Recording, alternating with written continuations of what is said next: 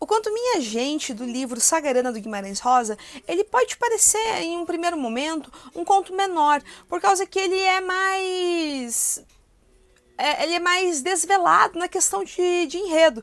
Então a gente consegue perceber direitinho o que está acontecendo ali e tudo mais. Então às vezes ele pode passar por um conto mais simples. Mas não se engane, tem muitas coisas em funcionamento que subjazem a narrativa desse conto. Então a primeira coisa que é interessante a gente prestar atenção aqui é como jogos de poder são figurados nesse texto. Porque afinal de contas a gente vai ter xadrez, política e amor sendo tematizados nesse texto. O xadrez ele parece uma coisa um pouco mais figurativa, mas ele é bem importante para a gente pegar esse texto por uma chave de leitura que vai explicar para a gente também como que os personagens principais eles se relacionam, né?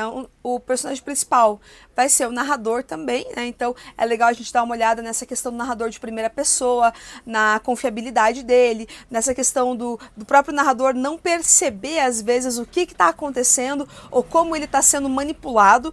A gente, enquanto leitor, percebe pelo narrar dele, mas ele mesmo não percebe. Isso é bem interessante. Então, esse personagem principal com a outra personagem principal, que é a Maria Irma. Então, esse relacionamento dos dois, ele é todo cheio de jogos de poder. E acaba que, nesse texto, o amor, ele acaba sendo tratado como um jogo também, como um jogo de estratégia, assim como o xadrez. E a política, ela entra aí também, ela também aparece como isso, como um jogo que entrete, no caso vai ser o tio Emílio, né? Essa é uma coisa capaz de entreter, de motivar o tio Emílio a sair de uma certa apatia que ele já que era normal para ele. E como que essas três coisas elas são quase que comparadas em relação a poder, em relação à estratégia, em relação à manipulação também.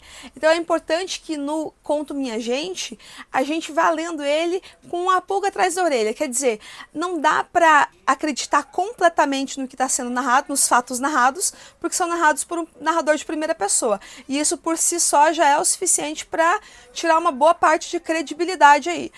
Outra coisa, então, é prestar atenção também como que a questão de poder, manipulação, jogo, estratégia está figurada nessas três grandes linhas centrais do texto, que é o xadrez, a política e o amor. E aí a gente não vai ficar